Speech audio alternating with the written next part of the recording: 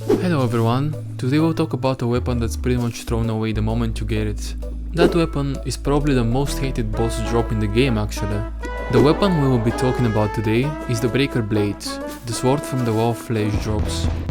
The Wall of Flesh has 4 weapon drops: the Breaker Blade, the Clockwork Assault Rifle, the Laser Rifle and the Firecracker. 3 of these weapons are good, and you guessed it, the Breaker Blade is pretty mid.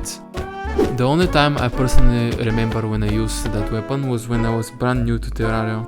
So today we will explore the buffs it received and why it's decent now. So, back in 1.4 this weapon received a major buff. The buff was that it made it deal twice the damage to enemies that have more than 90% HP. Its damage was increased and its use time was slightly decreased by 1.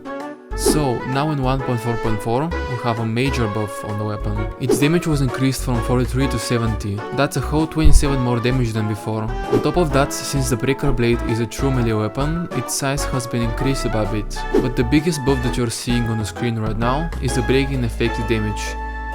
It has been increased from plus 100% to plus 150%.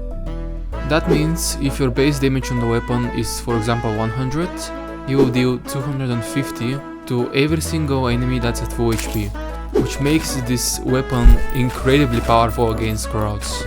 For example, in early hard mode, you pretty much one-shot most of Old Man's army. If you're playing true melee, it's probably the best weapon against the mechanical bosses. It's also really good as a first hit weapon against bosses, because of course you deal a huge amount of damage when enemies are above 9% HP. You can't really craft anything with this weapon, but it kind of has an upgrade. The Keybrand, a post-Pantera sword, that's also true melee. The Keybrand is a post-Pantera sword that has a 1 in 100 chance of dropping by some skeleton enemies in the dungeon. Now what makes it similar to the Breaker Blade is its passive effect. Instead of dealing damage to enemies with full HP, it deals bonus damage to enemies with low HP, which makes it a pretty good sword in general for true melee users. And that's pretty much gonna be the video for today. Thanks for watching and I'll see you next time.